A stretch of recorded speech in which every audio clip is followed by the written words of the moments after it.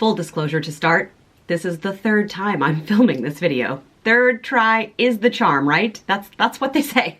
Have you ever wondered or questioned if you are a match for bariatric surgery? If so, today's video is meant for you. I am going to be answering some of your top questions about whether weight loss surgery is a fit for you or not.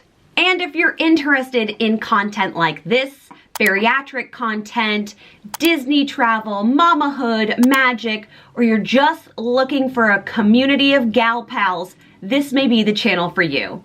I hope you'll subscribe, and if you like this video and you want more Q&As, give this video a thumbs up so I know. I take that feedback and I put it into my content planner. If you are a veteran friend here, welcome back. If you're new, hi. I'm Chelsea. I am a VSG patient myself, as well as a bariatric support coach. I had surgery about 5 years ago, almost 5. It will be 5 in July of 2024. But ever since surgery, I've been sharing my journey here on YouTube with you. Thank you to those of you who submitted questions here on YouTube. I put a little post up in my YouTube stream, as well as on Instagram in my grid, as well as in stories. If you missed the opportunity to ask your question or your question doesn't get answered today, let me know in the comments what your questions are, but be subscribed because you'll get notifications when I post. And if you follow along on YouTube, you have multiple ways of getting questions to me. I'm going to be reading the questions from my phone, but I will pop them up on the screen here so you can see them too. The first question came anonymously to me in my DMs. Could you talk more about anxiety and depression post-op? Did you ever experience this? So if you've been here for a little while, I think it's no secret that I'm pretty open about talking about my experiences with anxiety. These date back to some of my earliest memories, which began really in kindergarten. But because it was the 80s, I wasn't formally diagnosed with anxiety and low-level depression until my senior year of college, and it was then that I was placed on an anti-anxiety medication. I took that same medication, same dose, all the way until 3 weeks after my VSG surgery. And this reason may sound silly to you, but I stopped taking my medication with permission from both my therapist and my doctor because after surgery, I had to cut the pill in half, and swallowing that half was vile. I know I can be dramatic, but it's not a lie when I tell you that I gagged every single day for the 21 days after surgery while taking that medication, and it was the worst part of my recovery. I went to my therapist and asked if I could wean down, so over the course of those 3 weeks, I weaned my dosage down until I could stop completely. And since then, I have been without anti-anxiety medication. That doesn't mean I'm without anxiety by any stretch of the imagination, but I haven't taken medication for it since that time after surgery. But what I do know from research and working with my own clients is that anxiety and depression post-op is a very real and common occurrence. Some of the reasons for this are preventable, some, however, are not. The not so preventable reason deals with hormone shifts. So I did a video 2 weeks ago on hormones and how they move in your body post-op, and a grossly personal story for you is included in that video too. So if you'd like to watch it, I will leave that above as well. You can find it on the weight loss surgery playlist here on YouTube. But your hormones are basically trying to fluctuate to find stability. So being postpartum is kind of similar to this. Your body, whether postpartum or post-surgery, has undergone a trauma, and your hormones are wildly fluctuating as they try to stabilize and figure out what is going on internally with you. So you're feeling that.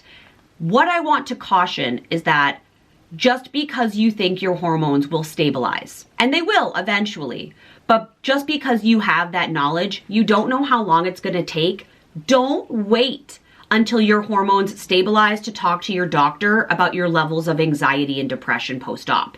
It's totally normal. It will likely go away, but don't wait for it to go away on its own. You don't need to be suffering with your body as well as your mental health post-op. That is not a healthy road to success. At your first follow-up appointment, bring this up. The more preventable reason for anxiety and depression post-op is a lack of preparation with mindset before surgery. So depression and decreased satiety can occur post-op when the tools, the coping mechanisms that you've used before surgery can no longer work. And I'm speaking here specifically about binge and emotional eating. These are not options post-op. Your stomach isn't big enough to binge on, and the things you want to put in it immediately post-op will make you sick because you're likely on a liquid diet for at least 1 week. The struggle is what replaces the binge eating as a coping mechanism. There's good news here though. You can do this work pre-op. You can absolutely tackle these coping mechanism beasts before you have surgery. So that way, when you hit this initially post-op, you know what to do. Even if you're post-op, this is something you're going to have to deal with. It's just a little bit harder because you've already been surgeried, if you will. The goal is to reset your mindset and habits to work for you, not against you, which will decrease your risk of feeling sad, angry, or frustrated when it comes to food. How has weight loss surgery / hormone recalibration / body image impacted your pre and post love life? This is a spicy question. I have been with my husband for 20 years. We haven't been married for 20 years, but we have been together, dating, engaged, and then ultimately married over the past 20 years. And throughout all of that time, he has loved me, supported me, told me I'm beautiful, regardless of my body size, the number on the scale, how I felt about myself. It's never mattered to him. Let's be so for real right now. Before surgery, in my 230 plus pound body, I felt super vulnerable and really uncomfortable by the idea of my naked body when I was alone, never mind with him. So there was definitely a barrier to intimacy because of how I felt about my own flesh. Body dysmorphia, body images, the negative mind, the voice that lived in there, Bianca, if you remember. All of those things contributed to me not believing anything he's ever said to me about how he feels about my body, if he thinks I'm beautiful or not. I could not hear that. I did not respect or understand those opinions. I know while I'm saying this that there are people watching, women particularly, who are going to resonate with that. And that makes me so sad. I hope no one resonates with that. So being in a size and a body that I'm happy in has absolutely changed that barrier to intimacy. It seems like now I don't think about my body, whether it's clothed or unclothed by myself or with him. So that has made our intimacy easier for sure. And realizing that all of the stress and tension that had existed was like all in my own mind. It was all on my side the entire time. What I think has actually changed the most about my post-op love life or relationship with my husband is my own level of confidence. Because I started keeping promises to myself and seeing things through, gaining confidence as I moved forward in my weight loss surgery journey, to see the scale numbers go down, to do the things that I was supposed to be doing in order to expedite that process, and finally feeling successful made me believe him when he would tell me that he thought that I was beautiful or special. Regardless of what the compliment was, I finally found myself ready to receive that. And the day that that happened, he called me out for it. He said, "You've never actually said thank you when I tell you, I think you look so beautiful right now." My response was thank you and not like, ugh, no, I look gross. There was a difference. And it didn't happen right away. You know, you wake up from surgery, your tummy scars are sore, your hormones are askew. I'm sitting braless in my grungy pajamas, watching Netflix, trying to chug back ounces of protein shakes. No, I was not ready then. It took time, and a lot of it, to get from the lack of self-worth and value to feeling good about myself, both inside and out. Had I had a coach or a therapist really to work with in that first 6 to 12 months, maybe that process would have gone a little bit faster. But I hope that answers your question. I've been thinking about weight loss surgery for a while, but I haven't taken any steps because I don't know if I'm the best fit. Who is a candidate for weight loss surgery? This is such an honest question. I know that for a long time, I refused to believe that I was a good candidate for weight loss surgery. The idea of surgery as a tool felt so extreme. Someone close to me who cares about me actually recommended weight loss surgery for me after she had experienced success with it because she knew it would help me, and my reception to that was to be so wildly offended. In my mind, I wasn't weight loss surgery extreme fat.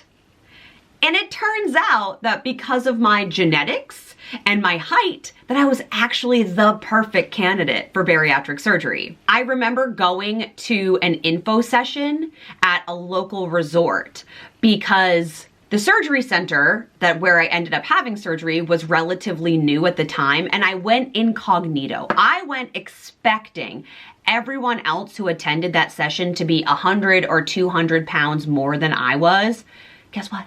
They all looked just like me.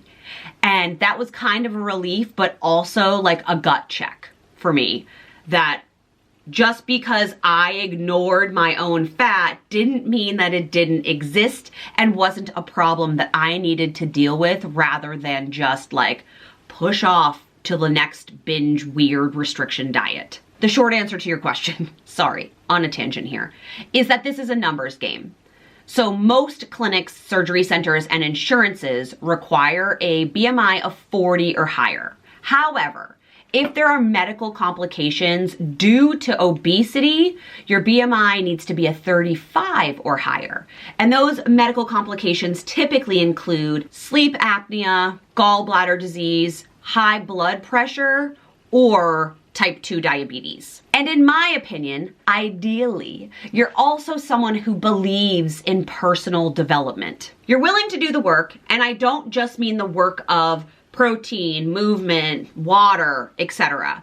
I mean, you are willing to do the work to understand that this isn't a quick fix, it's not a diet, but it's a lifestyle paradigm shift. So you're willing to use this surgery as a tool to get there. If you fall into any of these categories, it would be helpful if you had a conversation with your doctor, and don't be like me. Don't go incognito to a session and try to figure out, suss out, are you not the fattest one here? Just talk to your doctor. As I've said before, the only regret I have about weight loss surgery is that I didn't do it sooner. Hi there. Can you explain what the recovery and downtime is like post-op?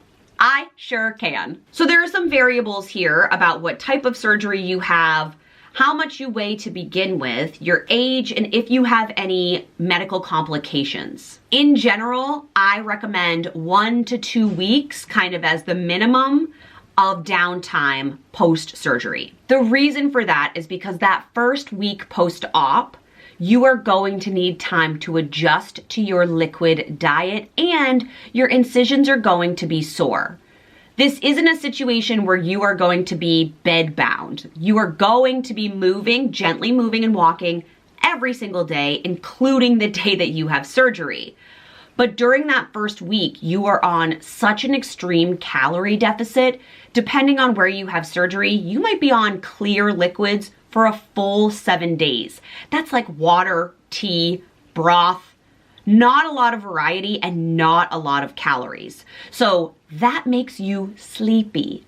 So let's plan for a week of Netflix watching, podcast listening, book reading with intermittent walks and a lot of fluids. The second week is really to recover and kind of get you used to the idea of a regular day's routine. By the end of my first week, I honestly felt great. I was tired, but my body felt like I didn't have surgery, if that makes sense. My incisions were no longer sore. I wasn't even taking Tylenol or anything, and I was able to travel on that 7th day. So I didn't necessarily feel like the downtime was huge, but I wish I had given myself 3 more days really before traveling to kind of adjust to the restrictions of this initial diet phase. Your body is going to adjust pretty quickly, but because you are on a new phase of life where liquids are your meals and your incisions might be sore, it's just best and easiest to take care of this from home. I also remember that I wasn't able to lift my daughter. She was 3 at the time, but I couldn't get her in and out of the tub,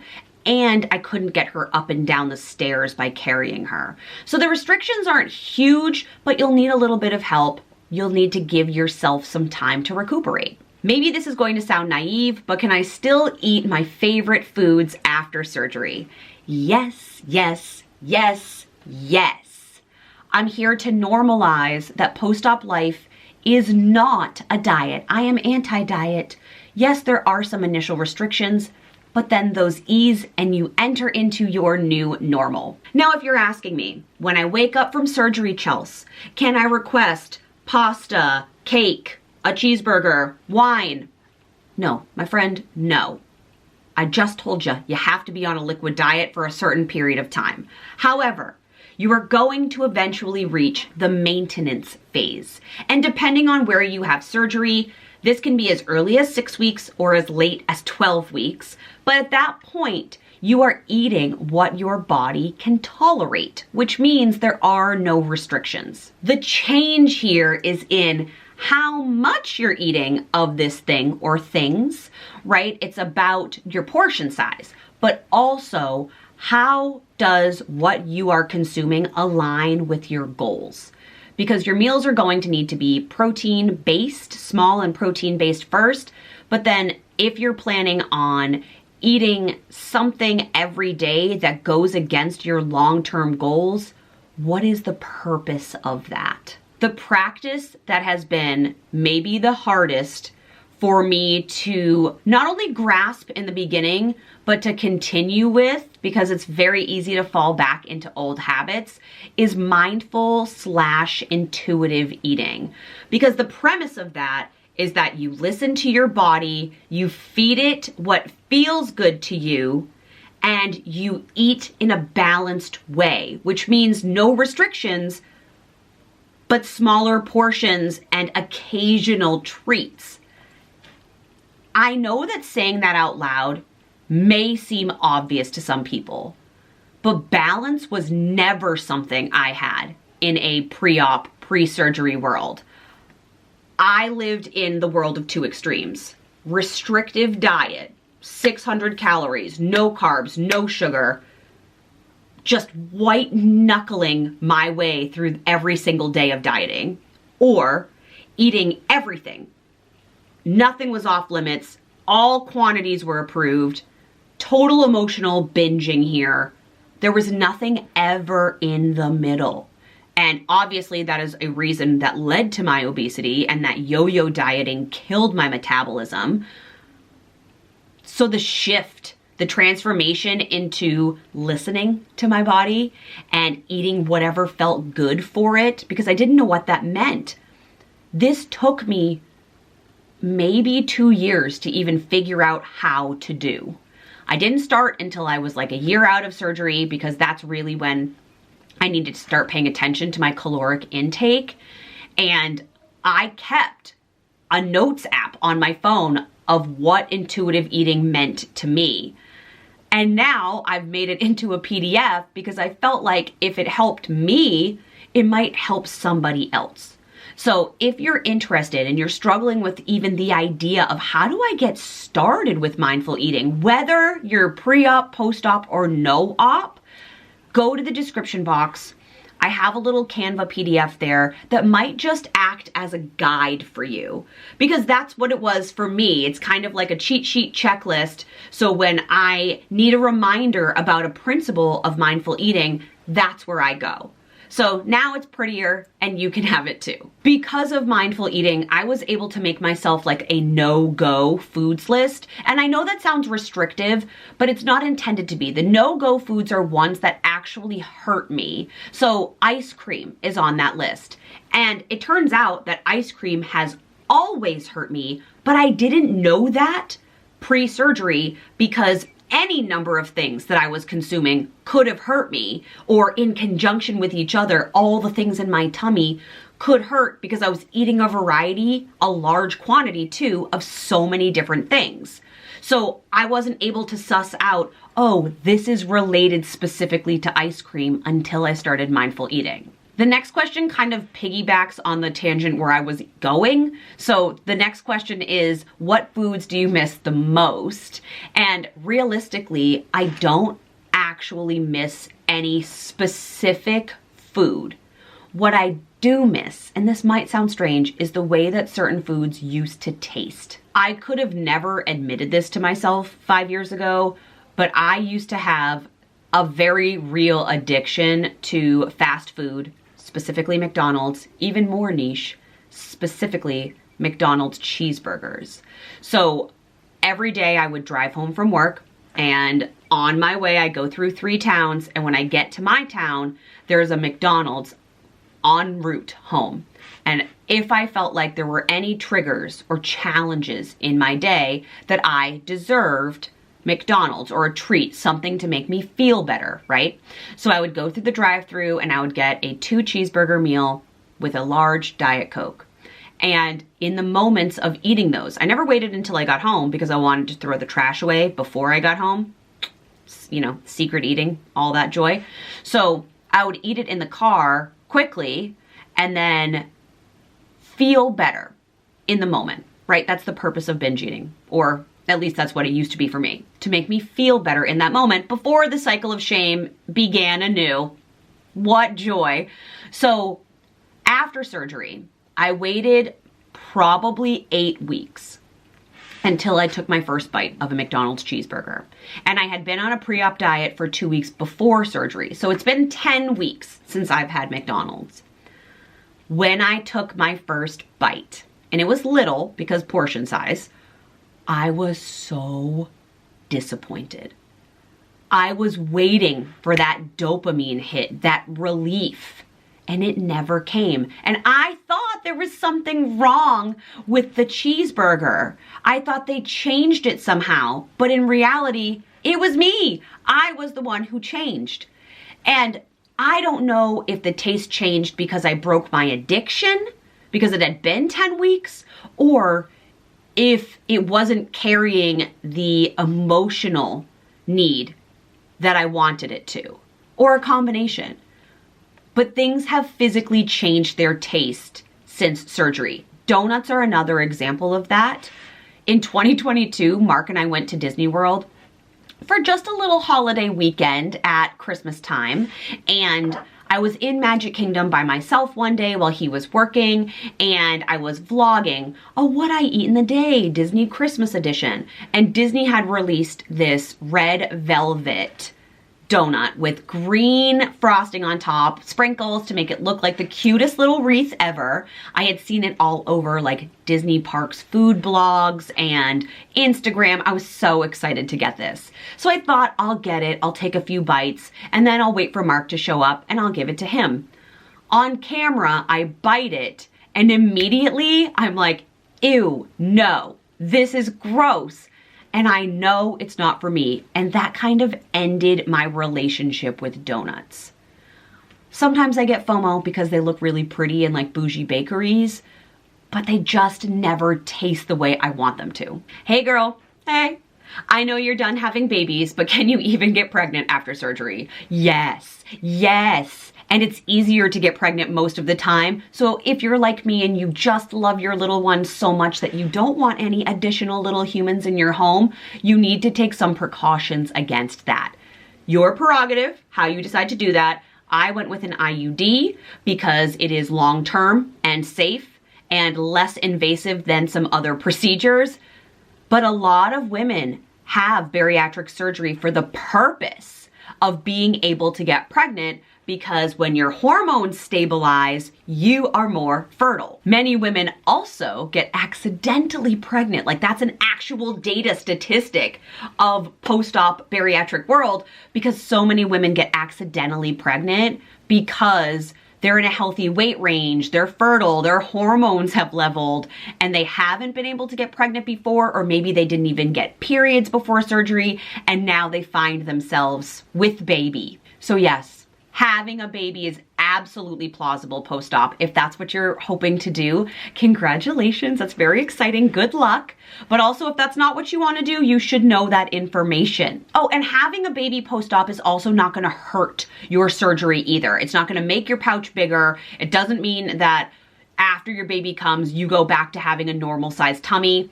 That's not really how it works. However, you should be waiting at least a year before you try to get pregnant, and you should talk to your doctor, because in some cases you might need to wait longer depending on certain medical needs.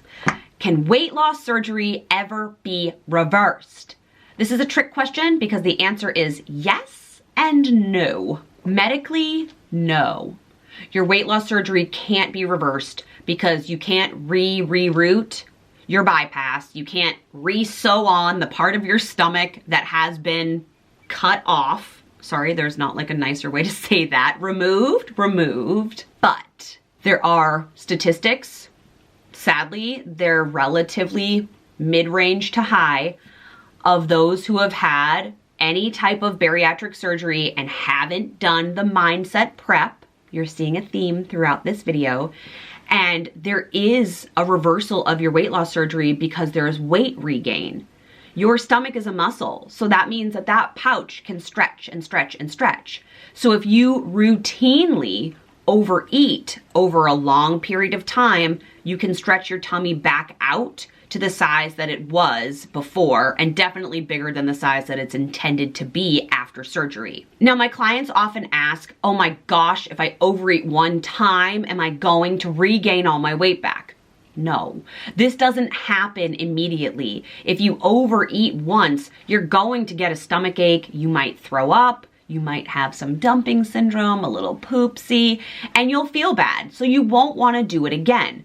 But if you overeat weekly over the course of months into a year, yes, you are slowly stretching out your pouch. So you're going to gain weight, and then you may need like a revision or some other type of procedure in order to get the results that you're looking for. If you're scared that weight loss surgery might feel very permanent for you, talking to a bariatric support coach might be helpful, because there are other methods of losing weight. They're just not as effective as the tool of bariatric surgery. The last thing I'd want is for you to have surgery and then regret it. How much weight did you lose in the first 6 months? So I had to go back to my BariTastic app, where I've been tracking my weight loss for the past almost 5 years. And from July of 2019 through January of 2020, yeah, remember her? Remember that year? I lost around 73-ish pounds. What I can't tell you is that this number is average or higher than average or lower than average, because your weight loss is going to be based on so many factors. For example, it's going to be based on, let's say, your height. I'm 5'2" on a good day. Your initial starting weight, mine was 235. Your genetics, your age, and any medical complications that go along with your surgery. I didn't have any of those. So that's my story. I know clients who have lost way more than that earlier on than 6 months, and I know clients who have lost 40 pounds in a year, and they're doing everything right. So the range exists. But if you're just curious, I hope that helps. And our final question, did any of your cravings come back? I'm afraid mine will come back and I will regain my weight. Girl, it is like I paid you to ask me this question. I'd like to point out that I didn't. This question came directly from YouTube, from the little post that I made, and I didn't pay her. But this is a perfect end to this video. The answer here is, and I'm sorry to report that yeah, your cravings are going to return because of the little ghrelin guy, your hormone in your tummy, your hunger hormone. He doesn't get completely removed, but the good news is that it will come back less intense than it was before. What could help you with this is maybe some guided lessons with PDF support material to work through habits and coping mechanisms of what to do when this little ghrelin demon returns. Maybe this is going to be all available soon for you. Maybe it's in a course that I wrote, filmed, edited, uploaded, and is launching next month. In the meantime, I think the mindful eating PDF would really help with this, because if you start establishing mindful eating now, it won't be so jarring post-op. And mindset and mindful eating work in tandem together to create the long-term success that you're looking for. But if you're like, Chels, tell me more about that course, stay tuned. I hope that by answering these questions, you have a better sense of what the world looks like post-op. If you're pre-op, I hope that these are honest and real answers for you rather than maybe what you're getting from a medical perspective. Thanks for hanging in there with me. This was a longer one. I did speak quite a bit from the heart and share some stories that I didn't expect to. I hope you know how much I love you, because I do. And I wouldn't have filmed this video 3 times if I didn't love you. I don't know what's happening with my technology, but here we are. I hope that your 2024 has been off to a healthy and magical start and that you are enjoying the last week of January if you're watching this when it's posted. I will see you next week. I love you, friends. Bye.